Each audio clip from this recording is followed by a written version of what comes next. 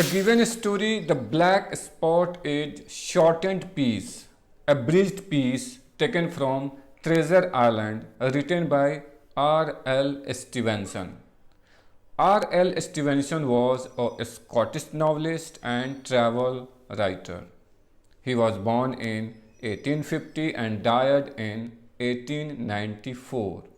All in his family were engineers, and he also studied engineering at the University of Edinburgh, England. To understand the given extract of the novel, the given piece of the novel, it is necessary to know the main character. Means who is the main character, what his name is. So the main character is the narrator, whose name is Jim Hawkins. He is the son of an innkeeper near Bristol, England.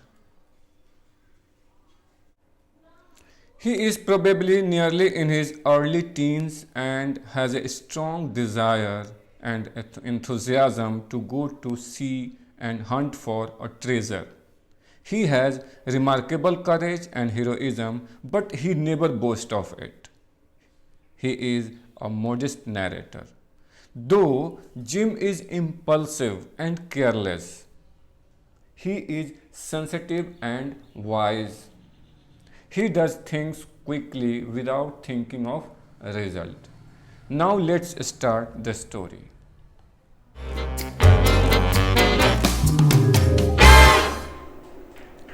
My poor father died quite suddenly that evening, which put all other matters on one side.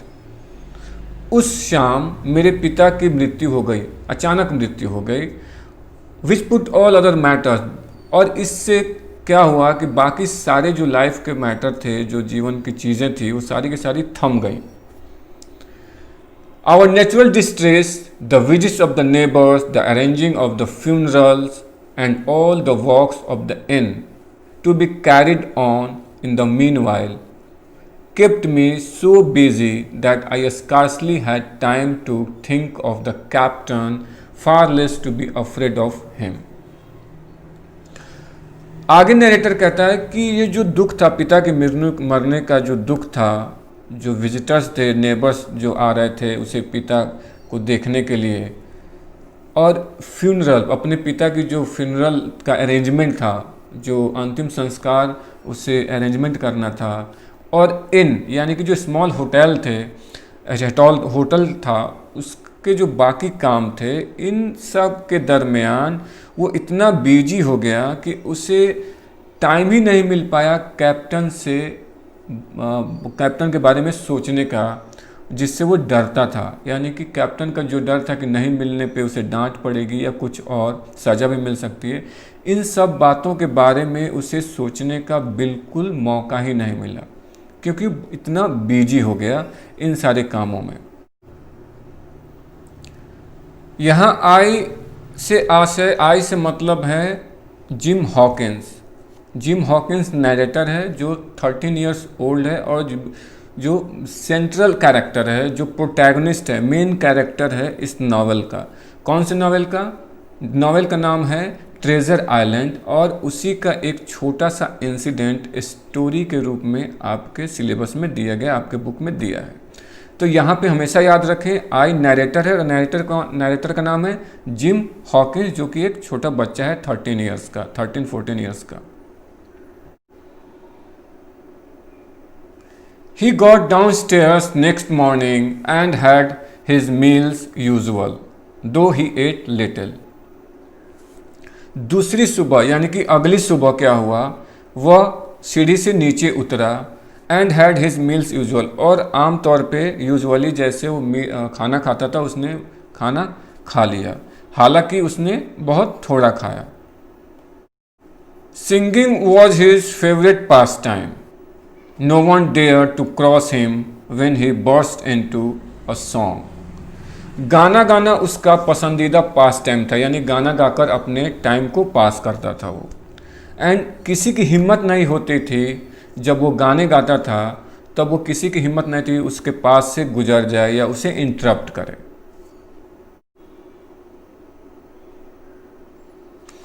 On the night before the funeral, he was singing his ugly old sea songs. Funeral के एक रात पहले वह बहुत ही समुद्री भद्दे समुद्री गाने गा रहा था।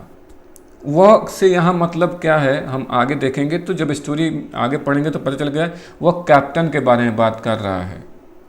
जी ऊपर कैप्टन का जिक्र भी किया है नरेटर ने, और उसी कैप्टन के बारे में अभी नरेट कर रहा है, एक्सप्लेन कर रहा है नरेटर कि फ्यूनरल के एक रात पहले उसने बहुत ही भद्दे गाने गाए थे। कौन से? पुराने समुद्री गाने। It was shocking to hear those song, और नरेटर के लिए ये बहुत ही शॉकिंग था, अनबिलीवेबल था। But he had grown very weak after the stroke and nobody messed with him. लेकिन क्या होता है, स्ट्रोक यानी हार्ट अटैक उसे आया था, और उसके बाद से वो बहुत ही कमज़ोर हो गया था। कौन? कैप्टन कमज़ोर हो गया था। And nobody messed with him, और कोई भी उससे बहस नहीं करता था ताकि उससे कोई फिर से उसे हार्ट अटैक ना आ जाए, या कोई ऐसी बात नहीं करता था ताकि उसे तकलीफ पहुंचे। We were all in the fear of death for him and the doctor was suddenly taken up with the case many miles away. अब क्या हुआ था कि हम सभी, नरेटर कह रहा है यहाँ पे कि हम सभी को डर था कि कहीं उसकी डेथ ना हो जाए, किसकी? कैप्टन की डेथ ना हो जाए, उसके लिए वे भयभीत थे। And the doctor was suddenly taken up, और जो डॉक्टर था, जो उनका डॉक्टर जो उन्हें देखता था, वो अचानक से किसी अन्य पेशेंट को, किसी दूसरे पेशेंट को देखने के लिए मीलों दूर चला गया था। और ये किस रात की बात है? फ्यूनरल के एक रात पहले की बात है। नरेटर उसे एक्सप्लेन कर रहा है कि उसी रात डॉक्टर गया था। The captain continued to grow weaker. He clambered up and down the stairs, walked to the parlour and back again, and sometimes put his nose out of doors to smell the sea, holding on to the walls for support as he went and breathing hard and fast like a man on a steep mountain. Captain कमज़ोर हो गया था, लगातार कमज़ोर होता जा रहा था, हो गया था। और क्या बड़ी मुश्किल से, बड़ी मेहनत से, क्लाइंबर मीन्स बड़ी मुश्किल से, परिश्रम से मूव करना या ऊपर चढ़ना। वो मुश्किल से सीढ़ियों से चढ़ता और उतरता, यानी बहुत ही उसे मेहनत करनी पड़ती, संभल के चलना पड़ता। एक कमज़ोर व्यक्ति, आप समझ सकते हो, जब आदमी कमज़ोर हो जाता है तो कितनी मेहनत करनी पड़ती है चढ़ाई चढ़ने के लिए, उतरने के लिए, संभल के चलना पड़ता है, मेहनत करना पड़ता है। और फिर वो कहाँ जाता? पार्लर पे जाता। पार्लर से यहाँ मतलब हेयर सैलून नहीं है या आइसक्रीम पार्लर नहीं है। पार्लर के कई सारे मीनिंग होते हैं। पार्लर का यहाँ मीनिंग है सिटिंग रूम, और जहाँ पे हम एंजॉय वगैरह करते हैं, इंटरटेनमेंट वगैरह हम करते हैं, वहाँ पे पार्लर इस्तेमाल किया गया उसके लिए। तो फिर वो उस रूम में चला जाता, कहाँ पे?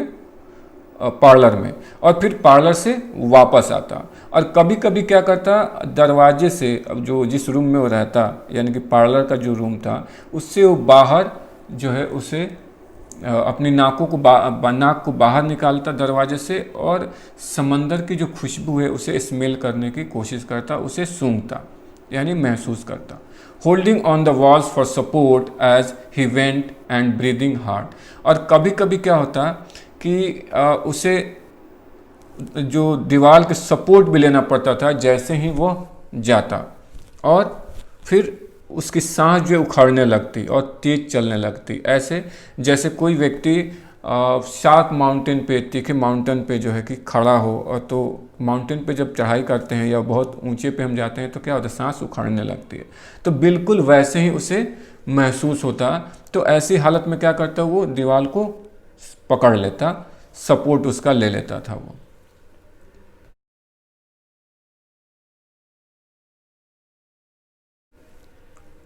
He never particularly addressed me. His temper was more filthy and more violent than ever. Captain कभी भी उसने पर्टिकुलरली नाम लेकर उसे नहीं बुलाया, कभी उसे एड्रेस नहीं किया, किसे? नरेटर को। उसका जो टेम्पर था बहुत ही फिल्दी था, इनकंसिस्टेंट था, कांस्टेंट नहीं था। कभी पता नहीं चलता था कब कैसा व्यवहार कर दे। तो उसका टेम्पर बहुत ही एक्सपेक्टेड नहीं था और पहले से ज़्यादा वो वायलेंट हो गया था, उग्र हो गया था, यानी बात बात पे वो गुस्सा करता।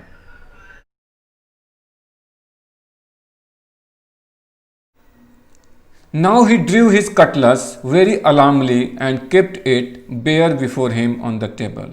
अब उसने क्या कर दिया कि उसने तलवार को, उसने नहीं, कटलस में छोटी तलवार, उसने क्या किया, तलवार को उसने निकाल लिया। और जब उसने तलवार निकाला तो ऐसा लगा जैसे वार्न कर रहा हो किसी को, यानी कि दूसरे किसी को वार्न करने वाला, अलार्मिंगली मीन्स विद वार्न। और उसने क्या किया, उस नंगी तलवार को अपने टेबल के सामने रख दिया।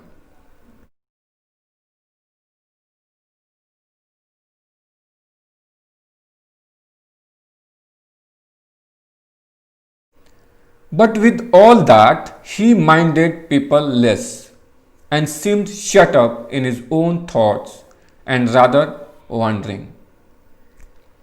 लेकिन इन सब के साथ साथ उसने क्या किया कि वो लोगों का ध्यान नहीं देता, लोगों की बातों का वो ख्याल नहीं रखता, माइंड नहीं करता कि लोग उसके बारे में क्या कह रहे हैं, लोग उसके बारे में क्या सोच रहे हैं। और ऐसा लगता जैसे कि वो अपने ही ख्यालों में चुपचाप खो गया है, यानी खोया रहता अपने ही ख्यालों में। एंड रादर वांडरिंग, और वो क्या करता, घूमता रहता, वो इधर उधर घूमता रहता। कौन? Captain. Once for instance, to our extreme wonder, he piped up to a different air, a kind of country love song that he must have learned in his youth before he had begun to follow the sea. अब एक बार क्या हुआ कि एक बार उसने, उदाहरण के तौर पे नरेटर कर रहा है कि एक बार वो उदाहरण दे रहा है कि एक बार क्या हुआ कि और जिसे देखकर इनको बहुत ही आश्चर्य हुआ, किसे? नरेटर को, तो और उसके साथी को, जो जो इन में रहते थे, जो होटल था स्मॉल छोटा सा वहाँ पे, तो उसको आश्चर्य हुआ। क्या आश्चर्य हुआ कि ही पिप्ड अप, अचानक से उसने क्या किया, उसका मूड बदल गया, एक डिफरेंट ही एयर में चला गया। क्या हुआ, अचानक से उसने क्या किया, जो गांव में, यानी कि इंग्लैंड के जो रिमोट एरियाज़ हैं, जो कंट्री साइड हैं, वहाँ पे जो लव सॉन्ग होते हैं, यानी कि जो लोग जो रीजनल सॉन्ग, लव सॉन्ग थे, उसने गाना शुरू कर दिया अचानक से। और जिसके बारे में कहता है कि निश्चित तौर पे उस कैप्टन वह गाना अपनी जवानी में, जब वह यंग था, तब वो सीखा होगा। किससे पहले? यहाँ सी में सफ़र करने से पहले, यानी कि जब उसने कैप्टन बना, कैप्टन बनने से पहले उसने निश्चित रूप से सीखा होगा वह गाने। कौन से गाने? कंट्री साइड के love song.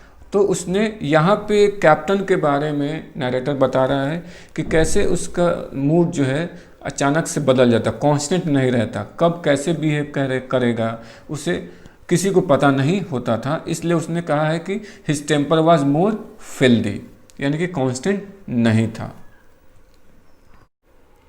So things passed until the day after the funeral and about 3 o'clock of a bitter, foggy, frosty afternoon.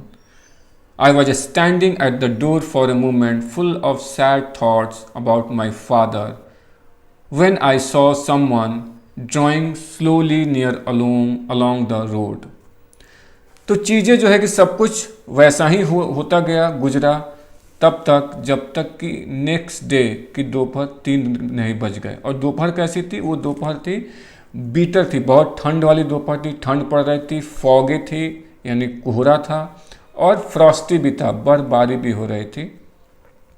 और ये अगले दिन की बात है, फ्यूनरल के अगले दिन की ही बात है। और नरेटर नरेट कर रहा है और कह रहा है कि जब उसने देखा कि कोई उसकी तरफ सड़क से बढ़ रहा है, उस वक्त वो कहाँ था? वो अपने दरवाजे पे थोड़ी देर के लिए ही खड़ा हुआ था और अपने पिता के बारे में सोचकर बहुत दुखी था, तकलीफ में था वो। तभी उसने देखा कि कोई उसकी तरफ बढ़ रहा है, आ रहा है।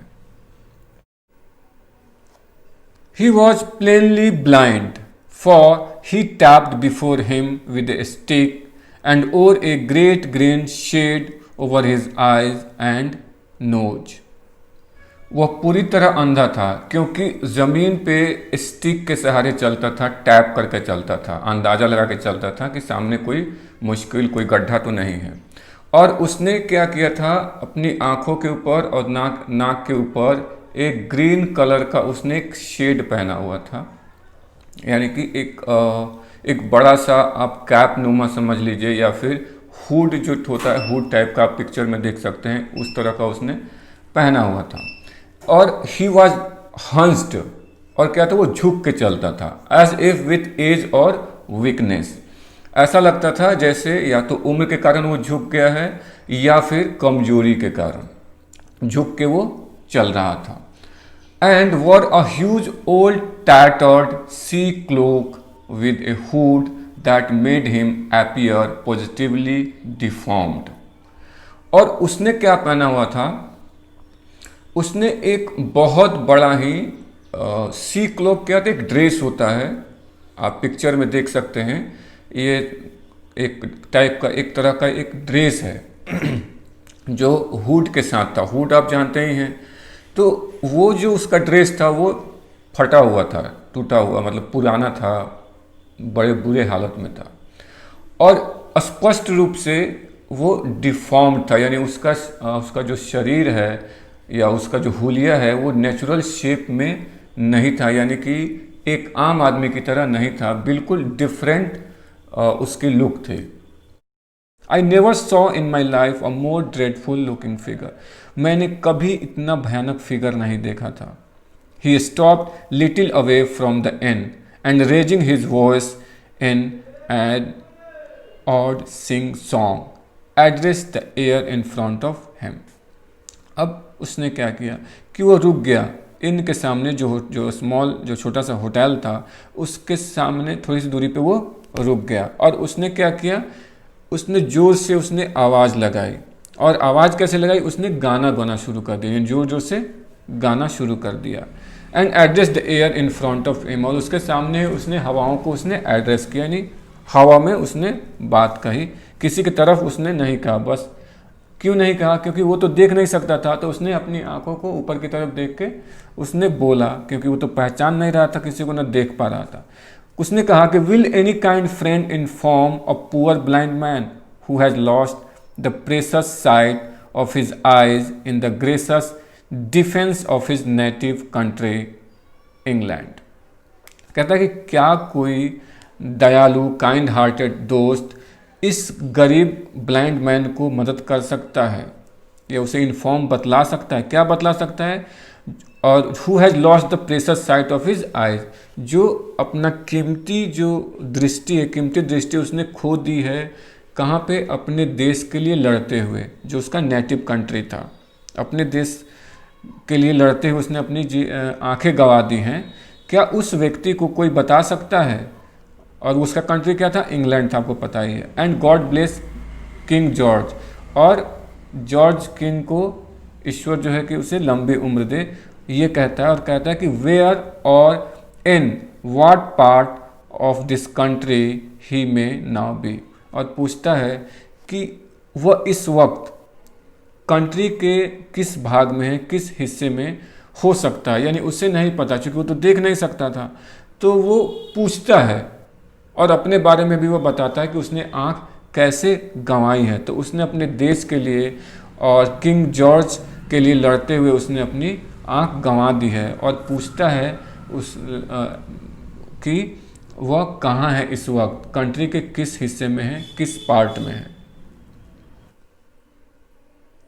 You are at the Admiral Benbow Black Hill Cove my good man said I. मैंने कहा, यानी नरेटर ने कहा, आई का मतलब यहाँ पे नरेटर है, नरेटर ने कहा कि वो अभी कहाँ है, तो इस वक्त वो अभी एडमिरल बेनबो, जो नाम है, एक प्लेस का नाम है, ब्लैक हिल कोव में, जैसे मुंबई में दादर है, बांद्रा है, वैसे ही ब्लैक हिल कोव के एडमिरल बेनबो पार्ट में है, डिस्ट्रिक्ट हो सकता है या स्ट्रीट हो सकता है ये नेम, वो वहाँ पे अभी है।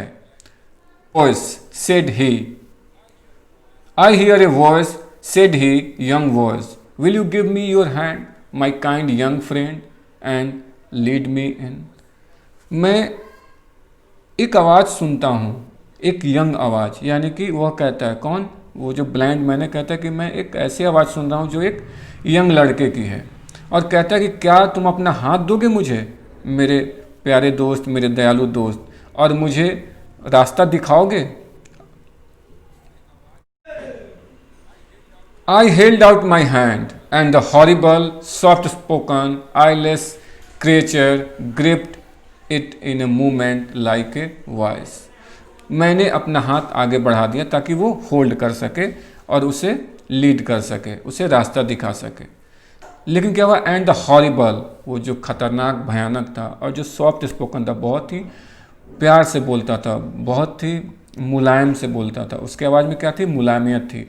और आईलेस क्रिएचर, आईलेस क्रिएचर किससे कह रहा है, ब्लाइंड मैन को, चूंकि उसके पास तो आंख थी नहीं, तो उसने क्या किया, बड़े ही टाइटली उसने, जब उसने क्या किया, हाथ पकड़ लिया किसका, नरेटर का, और ऐसा लगा उसे कि क्षण भर में ऐसा लगे जैसे वो कोई विक्ट है, कोई दुष्ट व्यक्ति है। उसकी पकड़ से, उसके ग्रिप से पता चला, किसे, नरेटर को। I was so much startled that I struggled to withdraw, but the blind man pulled me close up to him with a single action of his arm. वो बहुत, कौन हो गया, मैं बहुत सरप्राइज हो गया, हैरत में पड़ गया, क्योंकि उसने तो इसकी उम्मीद ही नहीं की थी। और उसने क्या किया, उसने हाथ को छुड़ाने की कोशिश की, लेकिन उस ब्लाइंड व्यक्ति ने, उस अंधे व्यक्ति ने क्या किया, उसे अपने सिंगल हाथ से अपनी तरफ उसे खींच लिया, बहुत क्लोज, अपने पास खींच लिया। क्यों खींच लिया, क्योंकि वो तो बच्चा था। मैंने बताया है कि नरेटर एक 13 ईयर ओल्ड बॉय है, जिसकी 13 या 14 ईयर उसकी उम्र है, तो उसके पास उतनी ताकत नहीं थी। Now boy, he said, take me in to the captain. कहता है कि नाउ, उसने कहा कि बच्चे, तुम मुझे कैप्टन के पास ले चलो। Sir, said I, upon my word I dare not. कहता है कि सर, मेरी बात मानिए कि मैं उसके पास हिम्मत नहीं कर सकता आपको ले जाने की, upon my word. Oh, I snared, that's it, take me in straight or I will break your arm. Oh, कहता है ओह, तो यह बात थी, तो यह बात है, तो मुझे ले चलो। क्या करता है कि तुम मुझे सीधे कैप्टन के पास ले चलो, या फिर मैं तुम्हारे हाथों को तोड़ दूंगा। And he gave it as he spoke a wrench that made me cry out. और उसने कहा और उसने किया, क्या किया उसने, जैसे ही उसने कहा कि हाथ तोड़ दूंगा, उसने क्या किया, उस नरेटर के हाथों को उसने मरोड़ दिया, जिसकी वजह से वो चिल्ला उठा। Sir, said I, it's for yourself I mean. The captain is not what he used to be. He sits with the drawn cutlass. कहता है सर, यह आपके लिए था, यानी आप हिम्मत मत करो जाने की। क्यों, जैसा कैप्टन उस मूड में नहीं है जैसा कि आमतौर पे होता है। वो कैसा है, वह एक खुली नंगी तलवार के साथ बैठा हुआ है, इसलिए उसके पास जाना क्या है, खतरनाक है, इट इज़ वेरी डेंजरस। तो इसलिए उसने कहा कि upon my word I dare not, कि मैं उनके पास आपको ले जाने की हिम्मत नहीं कर सकता। आगे स्टोरी में क्या होगा, क्या ब्लाइंड मैन को नरेटर कैप्टन से मिलवाएगा या फिर कैप्टन से नहीं मिलवाएगा, क्या ब्लाइंड मैन मारा जाएगा या कैप्टन मारा जाएगा या नरेटर मारा जाएगा, क्या होगा स्टोरी में आगे हम देखेंगे सेकंड पार्ट में, जो जल्द ही अपलोड करूँगा मैं। मुझे उम्मीद है आपको यह पसंद आया होगा। पसंद आया तो इसे लाइक करें, सब्सक्राइब करें, और कोई भी अगर कुछ और आपको चाहिए तो ज़रूर फीडबैक मुझे दें, कमेंट बॉक्स में लिखें। अच्छा लगा या बुरा लगा तो भी मुझे कमेंट करके मुझे बताएं, ताकि हम वीडियो को और अच्छा बना सकें, आपके लिए और इजी बना सकें, ताकि आपको समझ में आ सके। Thank you for the watching. Have a good day.